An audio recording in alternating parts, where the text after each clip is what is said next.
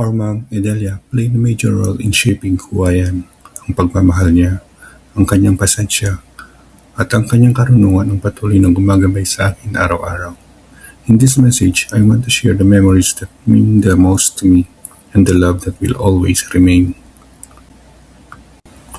Ako si Jay, ang ikatlo sa anim na anak ni na Epifanio at Edelia.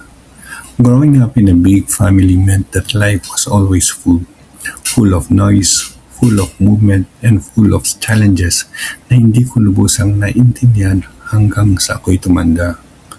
Growing up, nakita namin kung paano pinasan ng aming mga magulang ang hirap ng buhay with a strength that still amazes us today. Si Mami lalo na stretch every resource, balance every need, at sinigurong bawat isa sa amin ay napapansin kahit napakakaunti ng meron kami. I remember the long days when she worked tirelessly, hindi nagre-reklamo kahit gaano siya kapagod, maliban na lang siguro kapag inaatake siya ng migraine or dysmenorrhea. She always put our well-being before her own. Watching her persevere taught us what resilience truly looks like. Even in trying times, she created a home filled with love, warmth, and belonging, proof that her heart was bigger than any hardship we faced.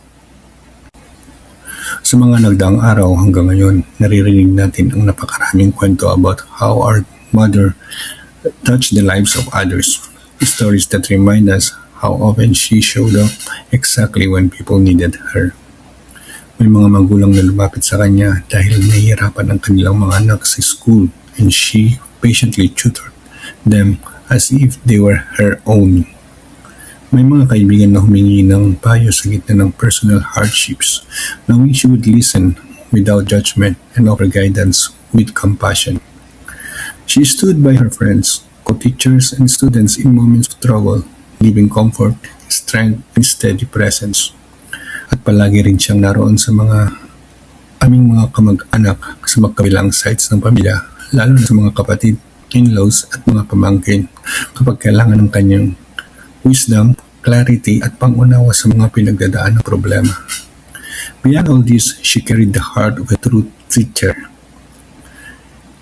Inside the classroom or outside it, she dealt with patience, kindness, and genuine desire to help others grow. Her lessons went far beyond academics. She taught values, resilience, and the importance of caring for one another. Many people remember her not just as someone who helped them, but as someone who shaped them. Pero sa mga panahong yun, maintindihan ninyo siguro kung bakit minsan ay nakaramdam ako ng kaunting resentment. It was hard as a child to see how present she was in other people's lives, habang pakiramdam ko ay hindi siya palagi naroon para sa amin. May mga gabing wala siya para magluto ng hapunan because she was somewhere else, helping a friend in crisis, tutoring struggling student, supporting a relative, or caring for someone who needs her more urgently. Para sa akin noon, parang may bahagi siya na napupunta sa iba, bahagi na sana ay para sa amin. But as I grew older, I began to understand that this was simply who she was. She showed up for people, not out of obligation, but because her heart was wired to care, to help, to leave others when they were falling. Yun ang kanyang calling, ang kanyang purpose, at ang paraan niya sa paglalakad sa mundong ito. She tried in being someone others could rely on, and even if meant sacrifices at home, her love was never absent. Iba lang ang paraan ng papakita niya nito. Mas malawak, mas malayo ang naaabot. Pero hindi ibig sabihin nun ay wala akong bahagi ng kanyang pagmamahal. Being the sickly kid in the family, madalas ay mas marami akong atensyong natanggap kaysa sa aking mga kapatid. Something they may have felt jealous about at times. I never asked to be taken care of more than my siblings at ayoko maging dahilan para maramdaman nilang they are left out. But mommy cared for me in the way she knew I needed. Her extra attention wasn't favoritism, it was her instinct to protect the child who needed a little more help. Looking back, I realized that her love simply took different forms for each of us, shaped by what she believed would help us grow and survive. Marami ring nakakilala sa akin bilang pinakamatalino sa mga anak na title she proudly used whenever she introduced me to others, kahit minsan ay nagkikringe na ako sa bansag na ito. But the truth behind that label is far deeper. Every academic victory I achieved had her fingerprints on it.